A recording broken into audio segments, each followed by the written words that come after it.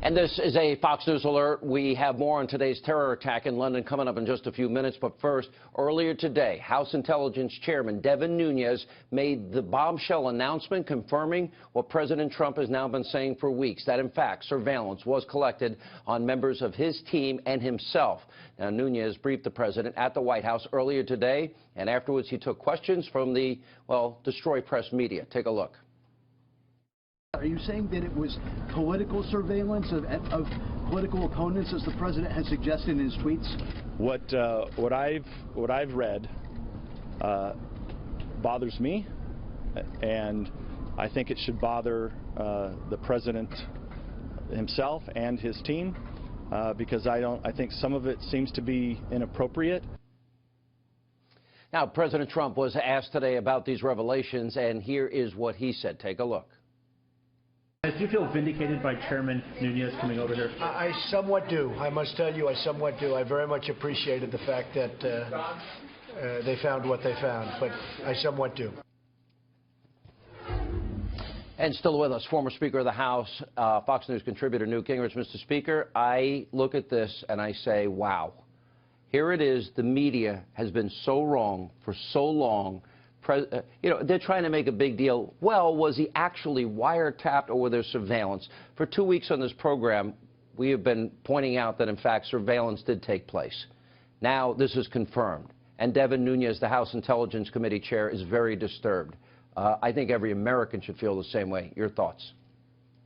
Well, I hope that both the House and Senate Intelligence Committees are going to dig into this and rip apart the bureaucracies and find out who did it, who authorized it, how did they make the changes that the Obama committee made, the Obama presidency made, to make it easier to leak. This is really very, very sobering about American civil liberties. Here apparently you have a president whose party is defeated, who then uses the intelligence apparatus of the United States and then changes the rules knowing it will make it easier to leak. And this whole thing is sick. I also think that it is astonishing to have had everybody pile on President Trump and now turn out that President Trump is right. I look forward to the New York Times and the Washington Post issuing editorials of mea culpa admitting that Trump was right and they were wrong. And I love the idea of CBS and NBC and ABC actually admitting that their coverage has been wrong and their assumptions have been wrong. All CNN of them have been wrong. MSNBC, they've been wrong. Yeah. They've all been wrong. But there's a real danger here to me, and that is, look, I understand. I'm a big supporter of the intelligence community, as I know you are, Mr. Speaker. A lot of these people put their lives on the line. This is an evil, dangerous world. We need that intelligence.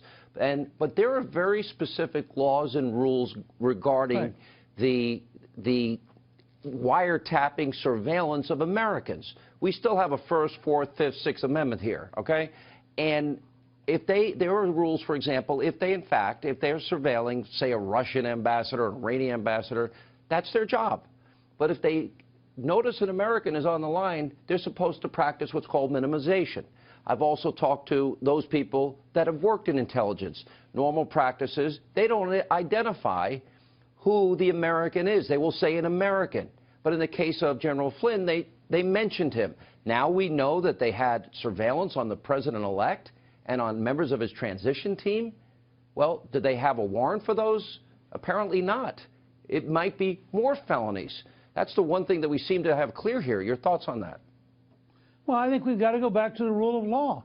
That's why I think the House and Senate Intelligence Committees have to have deep investigations, tear this thing apart, and figure out who did what, when did they do it, who authorized it, who broke the law, and then insist that the Justice Department prosecute the people who broke the law. I mean, this is one of the most incredible breaches that I can think of since World War II, where an American elected, the new elected president, is being, in effect, spied upon by his own government. That's really sobering. Well, there's one other point to that, and it is James Clapper, National Director of Intelligence, the FBI Director, Admiral Rogers have all said not one vote, not one, was influenced, as was asked by Chairman Nunes in the hearings. All right, I've got to move on to one other question. and we have Mark Meadows and Congressman Dave Brack coming up. I spoke to Freedom Caucus members earlier today. They were no, at least 30, probably more, that they had that were not going to vote for this bill. In the course of today, there have been meetings with the White House, and more specifically the President and Mark Meadows himself. There's been a breakthrough tonight. Now, the only thing that I hear is remaining is the actual language, but an agreement in principle has been made. How important is this that the President is the one that made that breakthrough? Look, this is vitally important. It's Donald Trump at his best. He did write the art of the deal. I think it was extremely important that they avoid a defeat on this first big test of his presidency.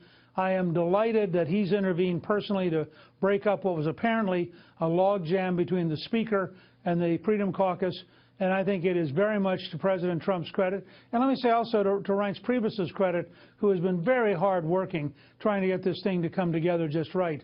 So I think that the President, Vice President Pence, and Reince Priebus have all helped unlock this thing. I hope that sometime this evening that Speaker Ryan is going to accept language and they're going to have a deal done. If they do, and if it passes tomorrow, this is a historic moment, and it is President Trump's moment. He will have earned it. You know, it was interesting as I was talking to these Freedom Caucus members today, their number one concern was defending the President on this because they felt if this doesn't work, it hurts him. And that was their main argument. Very interesting behind the scenes. But, Mr. Speaker, I hope they learn from this, too, and maybe they can build more consensus before they roll out bills. Hopefully we learn a lesson, but I agree with you. A lot of people worked very hard and came together in the end. We appreciate you being with us. Thank you.